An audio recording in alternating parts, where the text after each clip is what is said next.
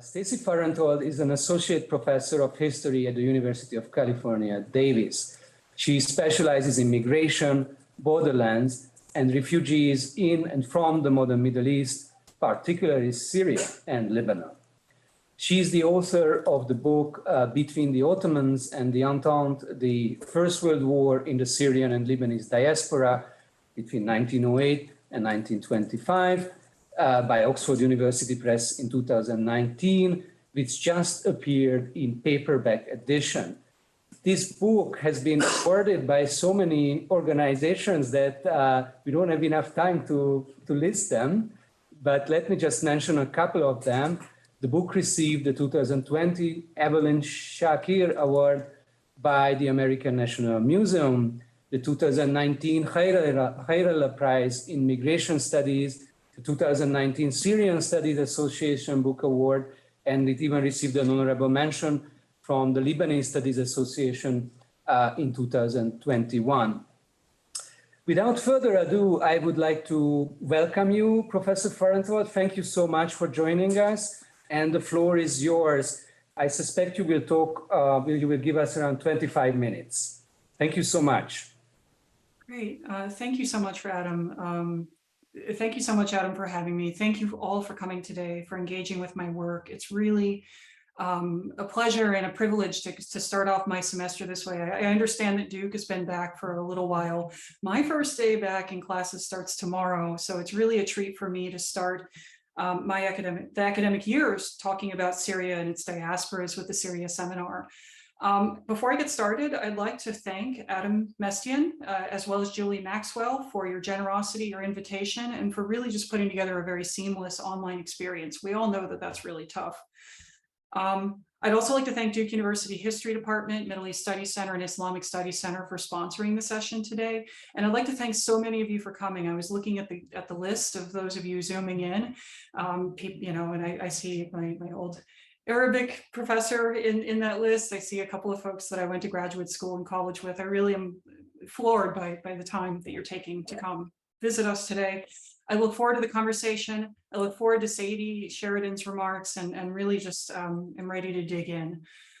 So by way of presentation, I'd like to start today's discussion with the trouble that began in the Syrian colony of Buenos Aires, Argentina on April 12, 1915.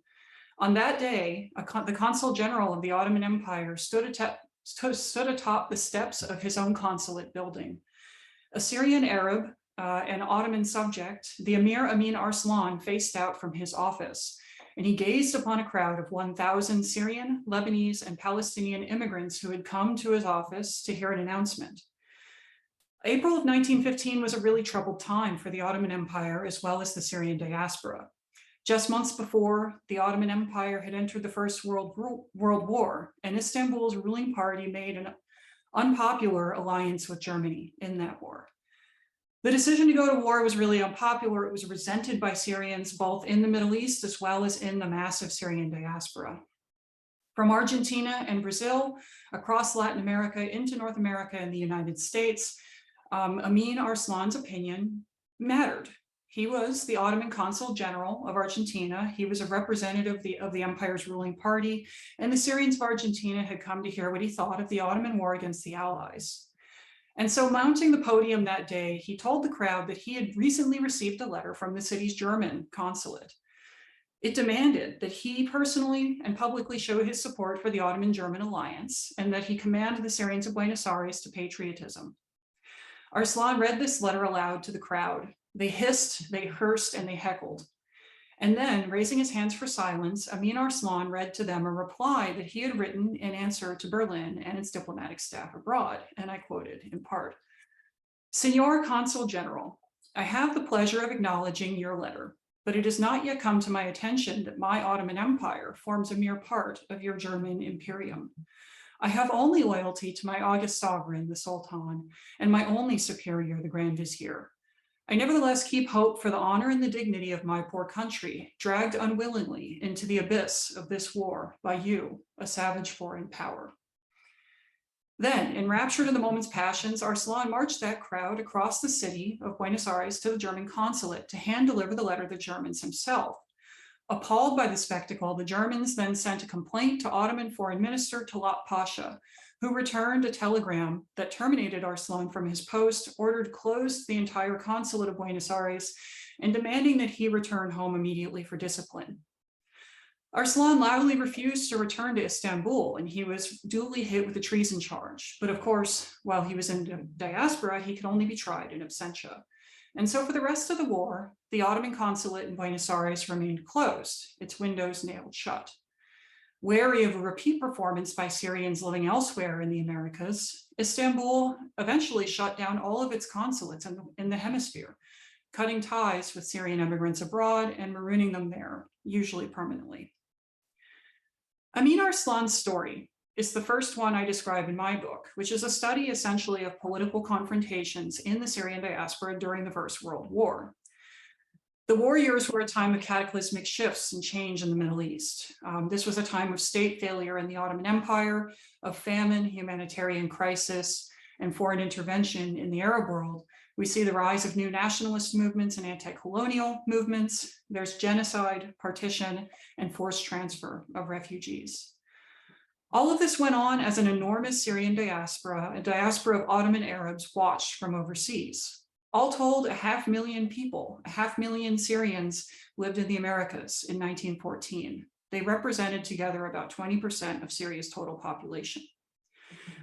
My goal in my book is not merely to tell the history of the war from this perspective, from the diaspora, although I do that as well.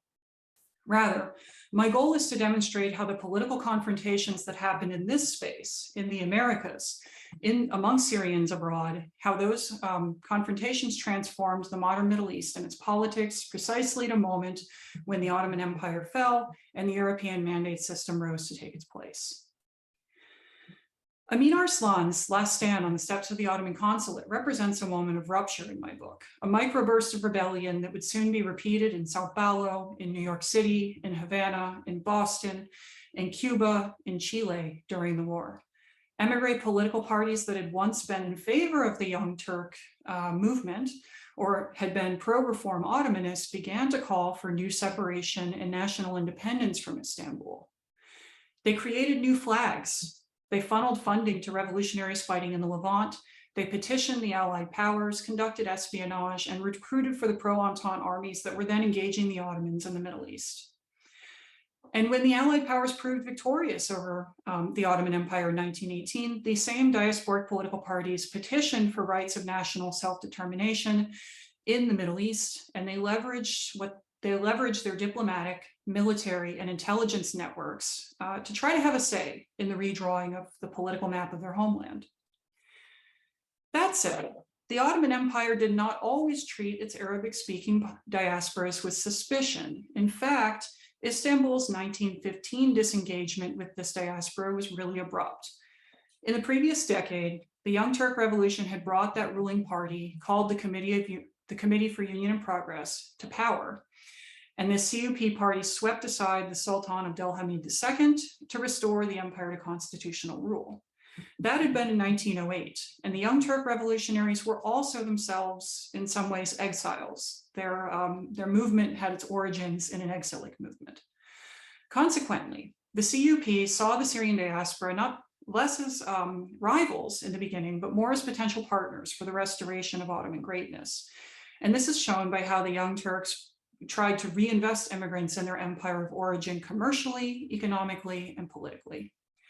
The party, for instance, established a network of Syrian political clubs, and this is one of them, and even subsidized dozens of Arabic newspapers in the Americas. These newspapers form a significant bed of primary sources for the book, or for my book. In these newspapers, the Ottoman state posted propaganda which extolled the virtues and invoked the obligations of diasporic patriotism. When Amin Arslan first came to Argentina to assume that consular position in 1910, he was part of this exact political project. In Argentina, before the war, he had founded a remittance bank to try to get powerful emigres to bring their money home to the empire. He negotiated with the Argentinian government to try to start a guest worker program to bring Ottoman workers abroad. And he stamped the passports for every Ottoman subject that was coming and going between the empire and Argentina. Before the empire entered the First World War, therefore, the Ottoman state saw this diaspora as something like an offshore frontier province, a space that, while it was lightly governed, was nevertheless governable. This approach to managing the diaspora was in keeping with longer-standing Ottoman traditions of managed mobility, but it was also a governance strategy that fell apart with the empire after 1914. In 1914, Istanbul entered the European War, declaring war on both Great Britain and France. The CUP sent a general named Jamal Pasha to govern Syria, and when he arrived, Jamal Pasha managed the province as a supply line to feed Ottoman troops that were fighting on two fronts, in Anatolia and Suez. Meanwhile, the European allies blockaded the Eastern Mediterranean, resulting in critical shortages of food and supplies in Syria, Mount Lebanon, and Palestine. Then a wheat crop failure compounded this crisis, and the region tipped into a famine that killed a startling 18% of the population by the end of the war. When Syrian journalists began to criticize the Ottoman state, and Jamal Pasha in particular, his government had rounded up and hanged dozens of men, dozens of journalists in the public squares of both Beirut and Damascus. And from across the oceans, their compatriots, Syrians, and especially Syrian journalists living in Brazil, Argentina, and the United States, watched in horror as this humanitarian crisis deepened, and they began to call for revolution against Istanbul, for separation from the Ottoman Empire, and even for national independence, often for the first time. Using distance as their ally, from the relative safety of the diaspora, these same émigré activists began to call on the Allied powers for assistance in achieving these objectives of independence. So in the book, I detail several ways in which the Syrian clubs resisted Ottoman rule from abroad. I covered the translation, production, smuggling of propaganda, talk about fundraising for Arab revolutionaries, and I talk about the creation, the drawing of ambitious new maps for a post-Ottoman future for the Middle East, which these activists sort of created these maps based on their own understandings of national self-determination during the war. The map pictured here is one of the earlier ones of what later became the state of Greater Lebanon. This one was drafted by a Lebanese independentist party that was organizing between Cairo, Sao Paulo, Brazil, and New York City in 1917. The map formed the basis for this party's negotiations with the Entente powers after the war's conclusion. This particular map was created by the Lebanon League of Progress, these guys, which we saw earlier, standing in Brazil under the state's proposed flag, a white standard with a green Lebanese cedar sitting at the center. There's one major way that the émigré clubs worked with the Entente that I'd like to elaborate on a little bit more now, and that is with regards to military recruitment. Here in this 1914 picture of the Lebanon League of Progress, you see this man, second from the right. His name is Shukri Behesh, okay? And here he is in Brazil in 1914, and here he is again 3 years later, after he's moved to New York City, joined the US Army, and he's become a sort of printer and propagandist for US pro-war propaganda. Behesh was a propagandist, but he was also a recruiter for bringing Syrian men into the US military during the war. He organized with Syrian clubs between Brazil, Argentina, and the United States in a larger campaign for mobilization that brought almost 10,000 Arab American men into the French, Canadian, and US armies during this war. Technically, it was illegal for anyone who is an Ottoman subject to join the Allied armed forces. And for this reason, Syrian troops were offered a series of new passports and travel passes, which granted them something like an interstitial legal status where they were no longer entirely Ottoman subjects, but they were not quite citizens of their adopted countries either. So here we see pictures of 3 men who appear in the book who fought for the Entente, and on the sides you'll see these are actually French passports given to enlisted men. Syrian recruiters carried these packets of blank passports across the Americas with them, and they used them to hold rallies to popularize the war effort and to incentivize new volunteers. In their stump speeches, these recruiters would situate military service as having a dual purpose. First, by fighting for the Entente, this was an act of resistance of the Syrians against the Ottomans. It was a means by which the Syrian diaspora could physically liberate its homeland. Second, and attached to this, there was this notion that joining the army was an act of immigrant patriotism, a symbolic inclusion, a self-inclusion in the American context, joining the host society in a show of patriotism. Crucially, and this is central to the idea, these recruitment campaigns were not managed by states. They were managed by these private emigre political clubs, clubs like the Lebanon League of Progress, who vetted recruits themselves entirely beyond formal state oversight.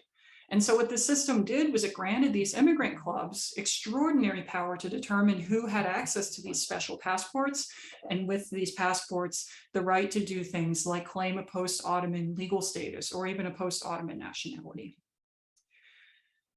Military recruitment was perhaps the most visible resistance activity in this diaspora, but it was also a major source of political tension among Syrians and within the Syrian neighborhoods. Among recruiters, for example, there were competing cells of nationalists who were pushing for homeland projects that were very much at odds with one another. As they vied for political preeminence, they also competed for the same pool of available manpower, and sometimes they weren't above using sabotage to accomplish their goals. These two men, we see Shukri Behash again, he's on the left, and a man named Naum Muqarzel, who was the leader of the Lebanon League of Progress on the right. These two men developed an intense personal rivalry and hated each other during the war. As president of the Lebanon League of Progress, Muqarzel enlisted men almost exclusively for the French infantry, and he did it under the banner of this idea that there was going to be a Lebanese state that was separate from both the Ottoman Empire as well as neighboring Syria. Behash, by contrast, was very critical of French collaborations and French actions in the Middle East at large. He recruited for the US Army, and he did so on behalf of a Hashemite Arab nationalist movement that rejected the notion of Lebanese independence. So when Behash left Brooklyn one day to go recruit troops on a tour through Latin America, Naum Muqarzel took advantage of his absence to report him to the Federal Bureau of Investigation for anti-American political activities. Behash was in Mendoza, Argentina, when he heard that he had been indicted for sedition and that his newspaper, El Fatet in New York, had been closed. He hastened home to New York to answer to the charges, and he abandoned several dozen recruits on the way. When Shekari revealed to the feds that he was working for the US Army the whole time, the charges were summarily dropped, but no sooner had Behash cleared his own name than he lobbed retaliatory accusations back at Muqarzel and his partisans in Brooklyn. So then Muqarzel spent the next several months jammed up under investigation for passport fraud, linked to the very documents that he had been given by the French Foreign Ministry for the purposes of his own military recruiting. So the book has a lot of these sort of like personal conflicts that become political and vice versa. So the war ended in 1918, October 1918, with the Ottoman Empire's defeat. As Turkish troops evacuated the Arab lands, leaving them under Allied control, the Syrian activists who worked abroad quickly reorganized themselves into formal political parties, which could then petition the great powers, the British, the French, and the Americans largely, in service to various nationalist agendas. Already in control of the Syrian press by virtue of being in exile, and in most cases having experience working with the Entente during the war, these diasporic political parties were comparatively well positioned to have their voices heard at the Paris Peace Conference in 1919. The diaspora, its petitions, and its delegates commanded a certain legibility in this space, in part because of the war work ties that its activists had already cultivated. And so 1919 is a moment when the diaspora's politics kind of come home to the Middle East, though they do come home to the Middle East with all of these internal contradictions and complications and contests that are also coming from the war. This is not to say, however, that the Syrians abroad got what they wanted out of the so-called Wilsonian moment. It's also not to say that the resulting power configurations in the interwar Middle East were the result of their having conspired with foreign powers. Ultimately, what my research shows is something different. It shows that Syrian and Lebanese activists abroad sought independence for their homeland, however they defined independence. And they tried to use their privileged access to the powers associated with the League of Nations to realize that independence. at the same time, having spent the war grooming its own partners in this diaspora, the French Foreign Ministry instrumentalized these links through 1919 and did so to create significant documentary fiction that held a story that held that the entire 500,000 Syrian and Lebanese exiles who lived in this place all supported the French mandate, and that they had actually invited France to come and rule over the Eastern Mediterranean. The French actively promoted activities in this diaspora amongst Syrian and Lebanese activists to try to feed this perception. They subsidized pro-French Syrian political parties. They printed pro-French propaganda in Arabic. They paid petitioners to go across the Americas and lobby for a French mandate. And so all of the papers that were produced through this effort, broadsides, propaganda, petitions, here we have in the center, we have a trilingual newspaper that was printed by the French consulate in Cuba. All of these papers were then sent back to the Paris Peace Conference and shown as proof that the diaspora supported a French mandate. At the same time that those French officials employed procedural tactics to block anti-colonial delegates who were hostile to French rule from entry. The result was that as the European powers resulted to give over the Syrian mandate to France in 1920, there had emerged a consensus amongst European elite society that this Arab diaspora entirely supported the mandate project, and that they might have even done so against their homeland compatriots who rose up in rebellion in 1920. One thing I do in my book is to make lie of this narrative, illustrating that this narrative about diasporic complicity appeared first in the League of Nations archives that to this point have formed the basis for a lot of historical research into the immediate post-Ottoman moment in Syria and Lebanon. A legal fiction, once repeated, becomes the basis for a historical one. Far from colonial middlemen, I argue that the Syrian diaspora experienced the French mandate through similar patterns of coercion, pacification, and partition that we know had defined the mandate's policies in the Middle East in the 1920s. Anti-colonial nationalists who organized from abroad tended to be ignored by the great powers in 1919. They were literally locked out of the peace conference. For example, at right, we see a petition by this party called the New Syria National League, which was a party headquartered in New York City and led by decommissioned Syrian American Army officers. During the Paris Peace Conference, they created and brought petitions endorsing Syria's immediate and unfettered independence, loaded with thousands of signatures, but they were turned away. And they were turned away from the conference, ironically, because as an emigre organization, it was held and believed that they lacked sufficient representation within Syria.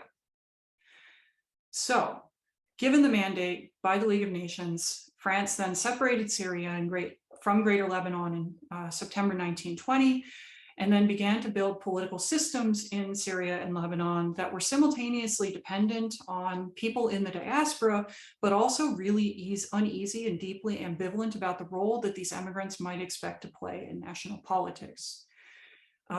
In Syria in particular, French officials worried about the prospect that Syrian immigrants might expect to return home to their villages and towns, or that they might expect to exercise political rights while abroad, including the right to protest, petition, and oppose French rule in Syria, to demand that the French leave. At the same time, though, popular memory cohered around this idea that it was the Syrians and Lebanese abroad who had supported this whole colonial mandate business at the outset. After all, wasn't it this diaspora that declared war on the Ottomans in 1915? Weren't immigrants the ones who mobilized the manpower? So my book ends here with this irony, that the way that some historians have told the story of this diaspora up to now are conditioned by something that was actually a project of governance, a coercive project, a project of documentary partition. And this project is the production of these official archives, these official state records, these things that we hold to be self-evident truths of the moment. Those official archive state records and the papers of the League of Nations all invoke this diaspora as a site for colonial collaboration or even of colonial complicity. The research I presented today builds on a different set of records, on the fragmentary records and press pieces left by Syrian and Lebanese migrants who in the 1920s are now stuck in diaspora. So I figured the best way to close this talk would just be to give you guys one more scene so that we can talk about what became of that embattled emir of Argentina, the former Ottoman consul, Emir Amin Arslan. Arslan spent the First World War in Latin America agitating against the Ottoman Empire. He couldn't get a nationality or a passport, so he ultimately became an Argentinian citizen. After the war ended in 1918, he petitioned the United States and asked President Woodrow Wilson to save Syria from French imperialism unsuccessfully. In that petition, he pleaded with Wilson, "Sir, my parents are dead, and my ancestral home has fallen to ruin." Instead of salvation, Arslan watched one empire fall in his homeland, and he watched another empire rise in its place. 5 more years passed, and then came October 1925. Responding to a nationalist uprising in Syria, the French ordered a surprise aerial bombardment of Damascus that razed entire quarters of the city and killed over 10,000 unarmed civilians. The atrocity shocked international society and inspired protests by Syrians worldwide, including across the Americas. In Buenos Aires, Amin Arslan again publicly marched up the steps of a consulate, only this time it was a French one. He walked up the steps with 1,000 Syrians from the neighborhood following him. He condemned the bombardment. French officials barricaded themselves indoors, and he spoke to the crowd as the crowd wept and hollered outside. Arslan then turned to face the crowd, and silencing them by raising his hand, he withdrew a rumpled letter, a piece of paper from his jacket pocket, and he inhaled deeply with the gravity of the words that he was about to speak to them. Like many documents from this diaspora, Arslan's words in 1925, this letter has not survived the archive. But for 500,000 Syrians and Lebanese in this diaspora, there continued this obligation through the 1920s, a political responsibility that crossed oceans, that splashed across newspaper headlines, that was murmured in the parlors of Syrian cafes from Sao Paulo to Boston. Theirs was a revolt that had helped topple the Ottomans. It was one that duly rejected the borders imposed by European powers and the League of Nations which represented them. For Syria and Syrians, the diaspora acted as an offshore frontier province, a critical space for nationalist and anti-colonial politics, unpoliced and ungovernable by the bordered nation state. The history of these migrants, in sum, is worth reclaiming from the vicissitudes of archives that are never built for them. And it's also worth recovering from the geopolitical quirks of humanistic area studies. So I'm at time and I'll stop there, but I want to thank you all for listening, and I really look forward to our discussion. Thanks.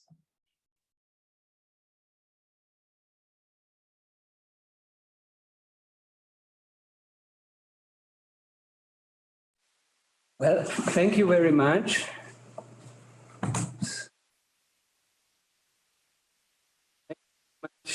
Professor Fahrenthold, can you hear me? I can hear you. Yep. Yes, it was a fantastic talk, and we are very much looking forward to reading the whole book. Today's the students in this class actually read the chapter, your first chapter, which is about the work migration. So some of the questions will be about that.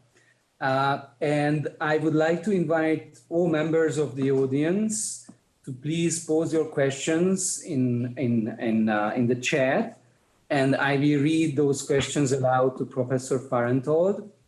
I think this was a brilliant presentation of a brilliant book. So we have a lot to discuss. First, I would like to invite a student from our class, Sadie Sheridan, to give some reflections on your first chapters on the work migration, and then I would like to open the floor for everybody in the students in the class and the audience from wherever you are. Thank you for joining us again. So please, Sadie, would you start your reflections? I think Professor Fahrenthold can hear you. So if you just speak aloud. Yeah, sure. I just wanted to say thank you so much for taking the time to speak on your book. Your work is especially relevant to the course that myself and others in this room are currently taking on the history of modern Syria with Professor Mestian. And I just wanted to say that I found the way that you articulated the attitudes of both the immigrants and the countries they were traveling to fascinating. You write about the mutual benefit that the diaspora served for the communities the immigrants inhabited, as well as the immigrants' homeland. Not only did they bring cultural diversity to the new cities they inhabited, but they also contributed to the political literature of the time and diversified the labor market with their artisanship and trade skills. And rather than retell the history through the lens of those who participated in the political movement in Syria and Lebanon, you explore the Arab diaspora perspective from abroad. And at the same time, you analyze how the diaspora was used as political leverage for both the political groups in the Ottoman region, as well as the nations attempting to gain control over the disputed territory. I especially appreciated that your explanation of the mobilization of migration accounts for the entire immigrant population rather than just the most wealthy elite figures. As you say on page 16, emigration from the Ottoman Empire occurred due to, quote, the disintegration of peasant economies before the demands of European capitalism, the appearance of migration industries, feeding labor markets into transatlantic pipelines, land hunger in the Levant, and Mount Lebanon silk crash. And these all collided with broader patterns of intense urbanization and the proletarianization and the mobility of Arab labor. And this nuanced account of immigration patterns during this period allowed me personally to gain a fuller understanding of the economic and political factors that influenced both the wealthy as well as the working class people to leave the Ottoman Empire. Again, thank you for giving this book talk and sharing your work. And I'm curious to know just how your research for this book will influence your future work on the Syrian textile industry in America. And if you plan on taking aspects of this book in new directions. And I also have a question just regarding chapter 1. I just wanted to know how the 3 major ports that you touch on, Buenos Aires, New York City, and Sao Paulo, interact with each other. Did specific communities form distinct to each city, or was there a strong immigrant network amongst them?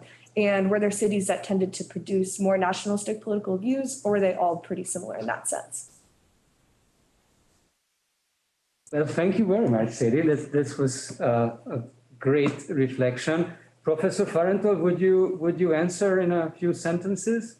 Yes, thank you so much, Sadie. It was a joy to hear your reflection, and I'm very I guess flattered and pleased that you got so much out of my book. Thank you so much. I appreciated hearing it. Your questions are also awesome because there are things that I'm very much thinking about right now. I'll answer them all very briefly. Are there connections between Buenos Aires, Sao Paulo, and New York City? The reason I chose these 3 sites is because I wanted to do a trans-regional study. But the thing that connects these 3 sites in my book is that this is where the press networks are. So in some ways, the book is, it's a history of Syrian American print culture. And these 3 cities are like the 3 cities where most of the printing is happening during this period between the Young Turk Revolution and the Great Syrian Revolt in 1908 to 1925. So that's sort of why I've selected these 3.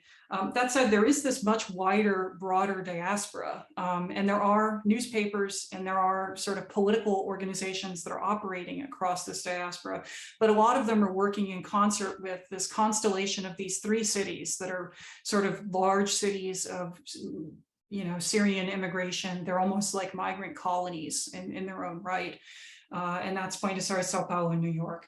So they interact in a lot of ways. Press networks, there's a lot of Syrian and Lebanese and Palestinian migration between them. So you do see a lot of Syrians who spend time in Sao Paulo and then end up in New York and vice versa, right? So there's patterns of travel, patterns of employment, commercial networks between those cities. And then the press networks are really what I'm interested in for this book.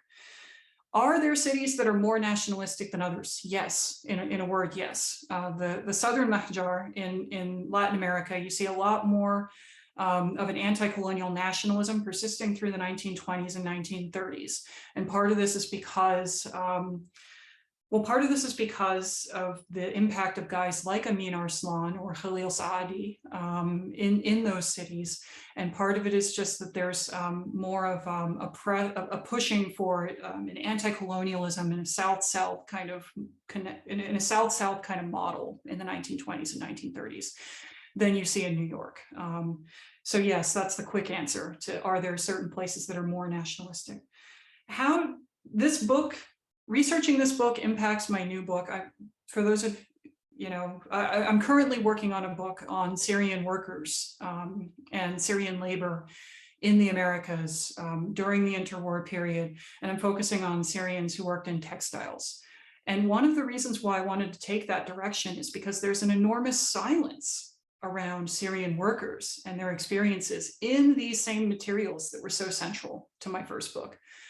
When I was writing about the press, you would anticipate seeing discussions of strikes, of labor activism, of labor activities, of labor leaders in Syrian American newspapers, especially in the 1910s to 1919, because this is a massive decade for labor, right?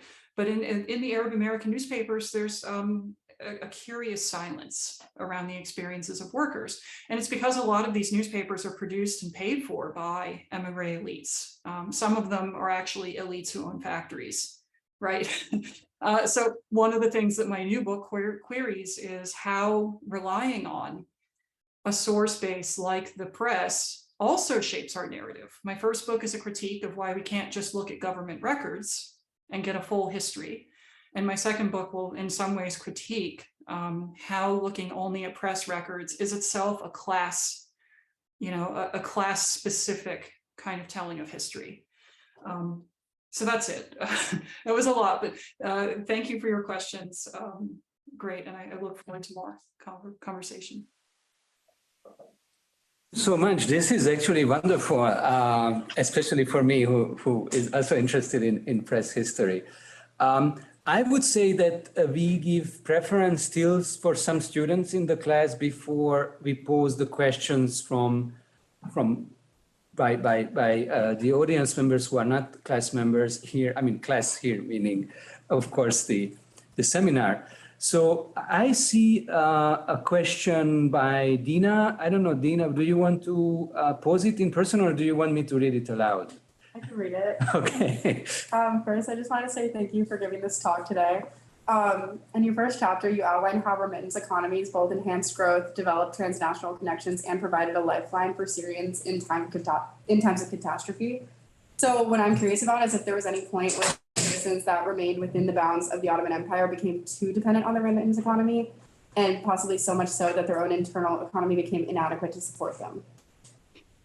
Wow, an important question. Thank you so much. In a word, yes, a lot of these places become very, very dependent on remittance economies. Before the First World War, I want to say, God, the figure is in the book, so I'm hoping I don't misquote myself, but I want to say that remittances were the second largest sector of Mountain Lebanon's economy before the First World War. And this kind of like dependency on emigre remittances persists in Lebanese history through independence, right? And this is something that we do see in Lebanon for sure, to a lesser extent, but still in parts of coastal Syria, particularly parts of coastal Syria that are, destroyed during the First World War and begin to look to emigres for rebuilding. One thing that does happen in the early interwar period with the French mandate is that the French both want to welcome emigrant remittances because they see it as a source of development, of national development and aid and reconstruction, but they also understand that those remittances come with a political consequence that they're not quite sure that they want to buy into.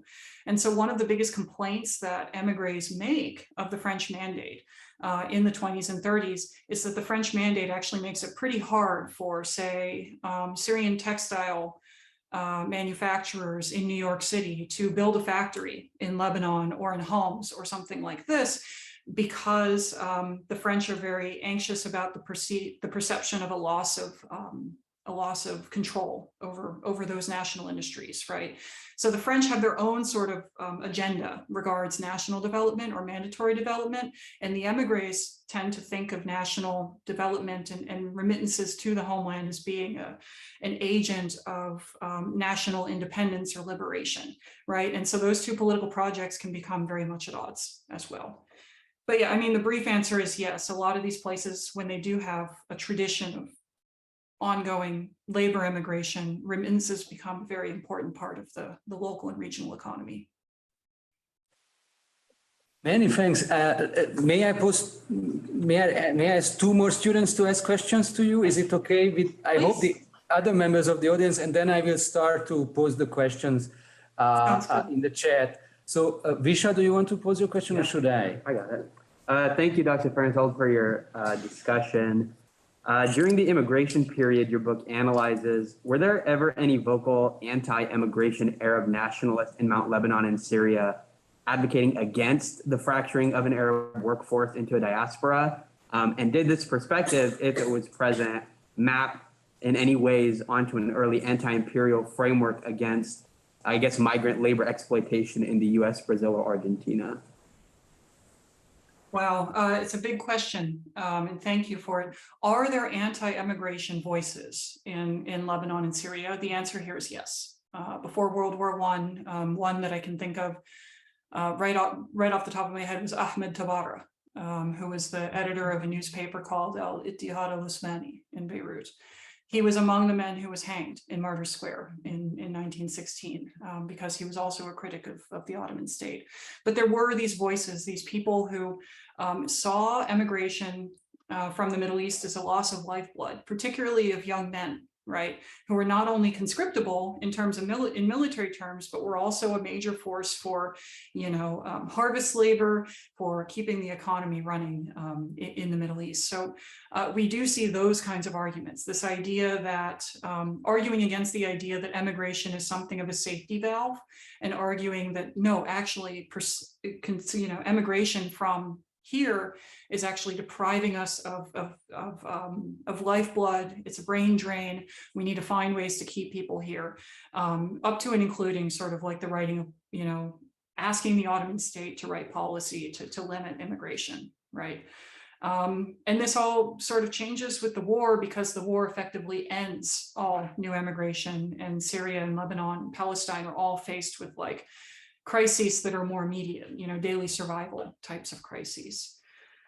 For the bigger question about how this intersects like after the war, how this intersects with some of the other threads, anti-imperialism, sort of like bigger world-minded, like globally minded opposition to exploitation of labor and these kind of things. These are avenues for research that still need work in my field. In a lot of ways, migration history tends to be written from the perspective of receiving states, from the perspective of like leaving Syria and coming to America, and the coming to America story is what takes precedence. And that leaves a lot of gaps, including alternative imaginings, including people or political or cultural movements that might be opposed to that sort of like to America archetype of social mobility. So that's kind of a non-answer, but it's to say that there still needs to be more research in this way. Thank you very much. So one more question from the class. I don't know who wants to pose a question. I don't know, Clara or Rachel or. Sure. Clara, okay, let's go.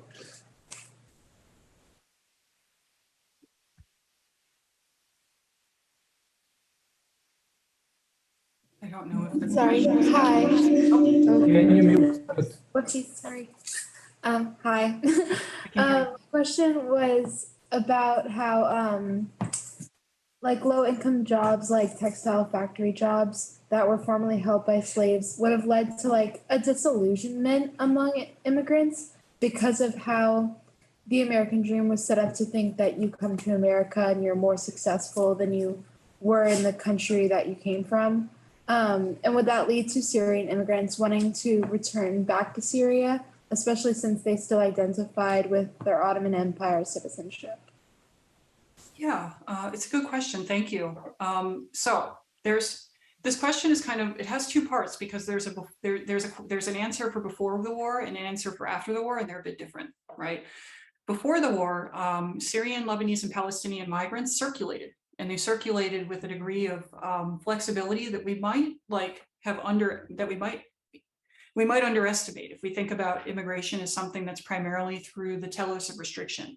But we see a lot of these workers who come abroad for a period of 2, 3, 4, 5 years, go back home, come back with their 2 cousins, work for another year, go back home, bring their wife abroad. You know, maybe they stay for a period of years, maybe they settle permanently, but there's a lot of like circulation, and there's circulation between places in the diaspora, right? Not just the US, but also Mexico, also Brazil, Argentina, Cuba, you know, and these places don't necessarily think of like the American dream in quite that way, right?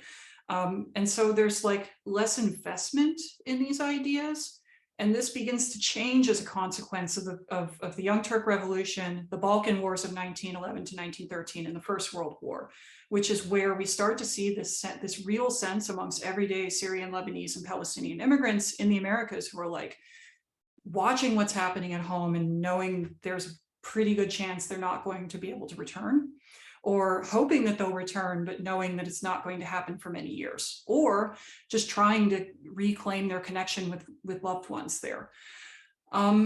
So after the war is when we begin to see more of a sort of the receiving states of the Atlantic world begin to try to limit how much immigration is coming. And this is when we begin to see quotas that really target how many people can come from the Eastern Mediterranean on an annual basis. And it's in the context of that we begin to see some of these, some of this disillusion within these communities. But still, a lot of the focus is on just trying to get by, trying to survive, trying to get the family reunified in one place in diaspora, and just, you know, getting by. I don't know that fully answers your question, but I guess what I'm trying to get at is the idea that it was a lot easier to travel and move back and forth for work in this way before the First World War. But after the war happens, there's this new politics of passports, national identity, border control as an idea, at least in the United States, becomes more of a thing, and it becomes more difficult to cross national borders as a consequence of the war. And this shapes how people relate to the countries that they're living in, you know, the host societies, if you will. Thank you very much. All right, so let me start to read some questions from the audience in more or less in chronological order. So we had a question from Paola Messina, and the question is, thank you so much for this. I was wondering about your archival findings, if any, on the participation and role of Syrian and Lebanese women in some of these diasporic activities. Whether against the Ottoman participation or the Ottoman Empire, or against the French mandate. Yeah, thank you, Paola. This is a great question. And it gets to one of the things that I think is what I feel is one of the shortcomings of my book, is that my book, because I'm focusing mostly on press materials, my book is a history of almost like Syrian men's activism, right? There's not a lot of female activists. I don't think there are any female activists in my book, and it's mostly because a lot of the parties that I'm tracking, they excluded women just at the outset. Women were excluded from the kinds of activism that these men were engaging in, and they were, in most cases, with some notable exceptions, excluded from some of the press circuits, from the social clubs, from the spaces where this politics was a thing, this nationalist politics of the First World War. Were there women who were active? Yes, there absolutely were. Many of them, perhaps even most of them, were actually pretty critical of this kind of patriarchal, paternalistic, territory-based, confessional-based nationalism that was sort of the fashion amongst the clubs that appear in my book. So one of the reasons why women don't appear in a lot of this activism is because they're excluded from the places that it happens. Another reason that we see them under-remarked in the source material is because of that same press bias that I mentioned a few minutes ago, where these Syrian women, they're active. They're doing a lot of activism. They have their own activist networks. They even have a few of their own newspapers that operate across this diaspora, but they're not being engaged with by these paternalistic, patriarchal styles of nationalism, in part because they tend to be critical about this very men's politics way of approaching things. There's an Arab American feminist movement that's gaining a lot of steam at this time. It is also deeply critical of what's happening. Women are more likely to be working in factories than men, and they're more likely to be engaged in the kinds of politics, including radical politics, that's happening in those factories. And they're kind of talked about in hush-hush terms in the Arab American press, but there's a lot of concern that if the community becomes too associated with radicalism, especially in the United States, that could actually endanger the community's right to continue belonging, right? And so there's these patriarchal and paternal concerns that sort of override how visible women are in Arab American print culture.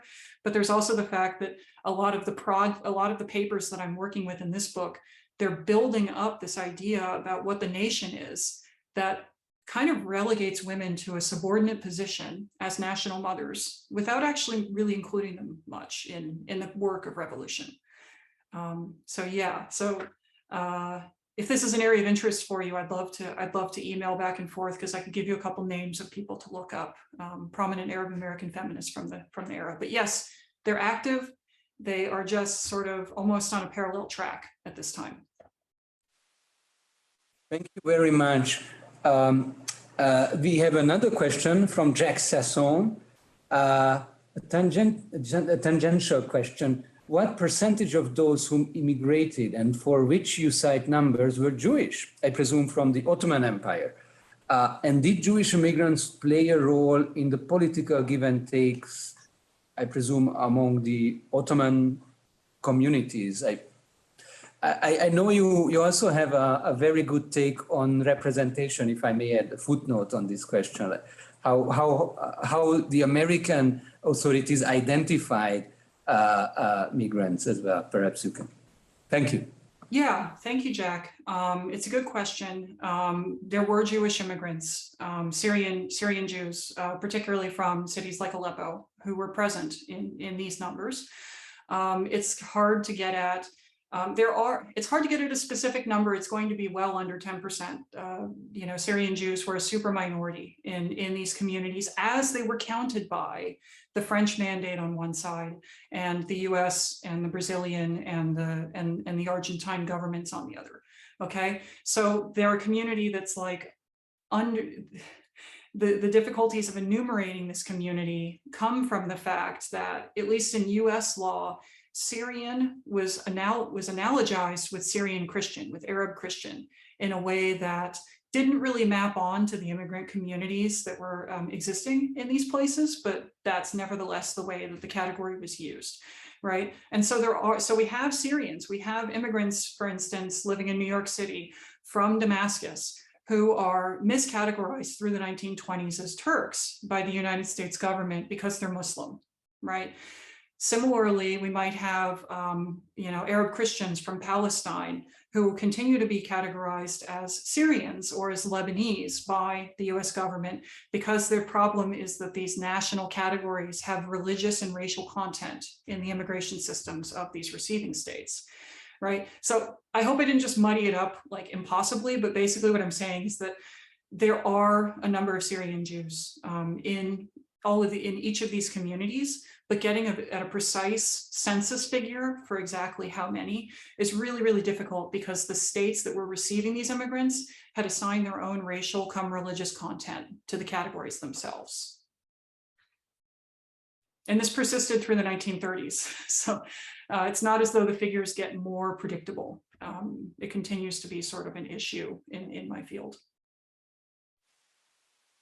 Thank you. Again, a brilliant answer. Professor Frances Hasso is also asking a question.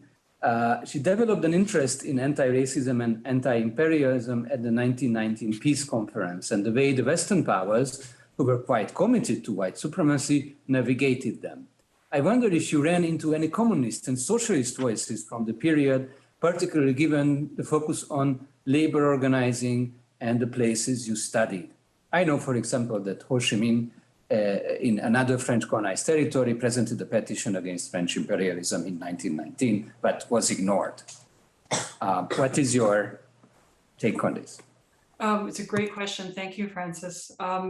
I'll add like something, one of the sort of like told stories in my field is that Ho Chi Minh, didn't he live in Boston at some point? I hope I have the right guy. He lived in Boston at one point and worked at a hotel called the Parker House in Boston. And Khalil Gibran also worked at that same hotel at a different time. But it's just interesting the way these histories intersect. Yes, there are communist thinkers, there are communist printers, there are people who are operating in a committed anti-racist, anti-nationalist, and anti-imperial frame. They are in a lot of ways outprinted by the nationalists, in part because of some of the funding streams that I've mentioned in the talk. But they are there. And in fact, Shukri Behesh, the guy who was recruiting for the US Army, in 1920, he returns home to Zahle and he becomes a fairly prominent communist voice in the 1920s in Lebanon as a returned immigrant, right?